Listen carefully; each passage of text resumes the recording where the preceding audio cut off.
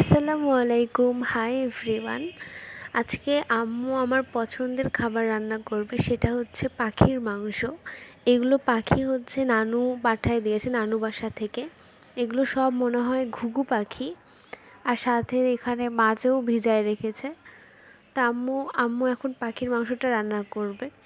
এখন হালকা হালকা শীত পড়ে গেছে, আর শীতের সময় কিন্তু পাখির মাংস খেতে অনেক মজা লাগে। পাখির মাংস, সিম ভাজি, বিভিন্ন ধরনের ভর্তা।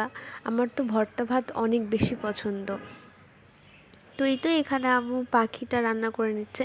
এগুলো ভিডিও যেহেতু আমি করিনি, তাই আমি বুঝতে পারছি না এটা কিভাবে রান্না করেছে। তো যারা আপনারা রান্না পারেন তারা নিশ্চয়ই দেখে বুঝতে পারবেন। তো এখানে পাখির মাংসটা উঠাই দিচ্ছে, আর পাশে হচ্ছে ডাল ভর্তার জন্য ডালটাকে সিদ্ধ করে নিচ্ছে। এই শীতকাল মানেই হচ্ছে সুন্দর রোদের মধ্যে বসে ভাত খাওয়া। তা আমি তো শীতের সময় এই খাবার টাবার প্লেটে করে নিয়ে যে বারান্দায় বসে থেকে ভাত খাই রোদে বসে বসে। আর যখন প্রাইভেট থাকে তখন তো আর ওই রকম করা যায় না, তাড়াতাড়ি করে খেয়ে দিয়ে কোনো রকম প্রাইভেটে চলে যেতে হয়। তো এইটা এখন আম্মু কড়াইয়ে নিয়ে সুন্দর করে কষায় কষায় রান্না করছে। তো ভিডিওতে তেমন কালার বোঝা যাচ্ছে না। আর এখানে আম্মু একদম গরম গরম ডালই ভর্তা করতে লেগেছিল, আর হাত দিতে পারছিল না এত গরম ডালে দিয়ে। তখন এটা, আচ্ছা, আপনারা যারা ভিডিও দেখছেন, এটা ভর্তাটা মাখানো দেখে কার কার মুখে পানি আসছে বলবেন তো। আমার তো এখনই আমি ভাত খেয়ে উঠে এই ভিডিওটা এডিট করতে লেগে আমার এখন মুখে আবার পানি চলে আসছে, মনে হচ্ছে আবার আমি ভাত খেতে পারবো 1 প্লেট এই ভর্তা দিয়ে। আমাদের ভর্তা ভাত অনেক বেশি পছন্দ। তো এখানে আম্মু ডাল ভর্তাটা করে নিচ্ছে।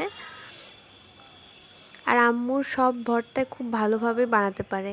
আলু ভর্তা, ডাল ভর্তা, ডিম ভর্তা।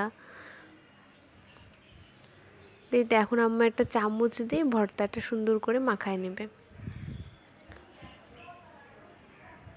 আজকে তো মনে হচ্ছে যে আমার ঈদ লেগে গেছে, আমার পছন্দের খাবারগুলো সব হচ্ছে। আর এই তো এই পাশে দেখছিলাম যে মাংসর কী অবস্থা। দিয়ে তারপরে ছাদে চলে গেলাম। তো ছাদে ডালিম গাছে অনেকগুলো ডালিম ধরেছে, তার মধ্যে দেখলাম যে 2টা ডালিম পেকে গেছে। তো এসে আমি ডালিমগুলো পেড়ে নিচ্ছিলাম। আর এখানে ডালিম পাড়তে লেগে আমার অনেক ভয় লাগছিল, কারণ পাশেই একটা ছোট্ট আম গাছে মৌচাক হয়েছে। যদি এসে কামড় দিত আমি তো ওখানেই শেষ। তো এ তো অনেক কষ্ট করে কাটার মধ্যে ঢুকে এই ডালিমগুলো পেড়ে নিলাম। আর ওখানে আমি পাশে মৌচাকটা দেখছিলাম। তো ডালিম, এই গাছের ডালিমও অনেক মজা খেতে। এই তো ডালিমের কোয়াগুলো হয় অনেক সুন্দর লাল টকটকা, আর খেতেও অনেক মিষ্টি। তো এই তো ডালিমের কোয়াগুলো ছিঁড়েই আমি মুখের মধ্যে দিয়ে দিলাম।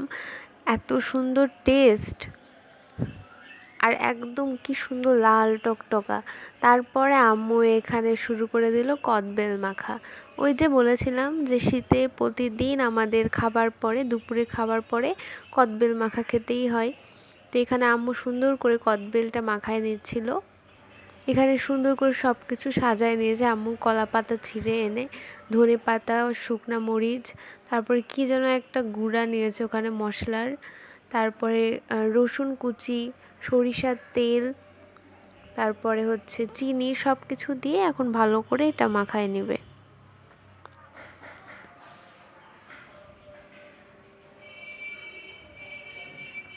আম্মুর শুকনা মরিচটাকে এত সুন্দর করে পুড়ায় নিল, দিয়ে তারপরে এখন এটাকে সুন্দর করে মাখায় নেবে। আর আমরা এই কদবেল মাখাটা এই কলা পাতাতেই খাবো। এই তো আম্মু মাখানোর পরে এটা এখন টেস্ট করবে যে কিছু কম হয়েছে না বেশি হয়েছে। দিয়ে আম্মু টেস্ট করার পর দেখে যে চিনি কম, দিয়ে আবার এর মধ্যে চিনি দিবে। দিয়ে তারপর আমরা এটা সবাই মিলে কলা পাতায় খাবো।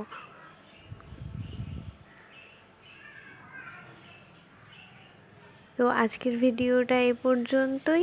আল্লাহ হাফেজ।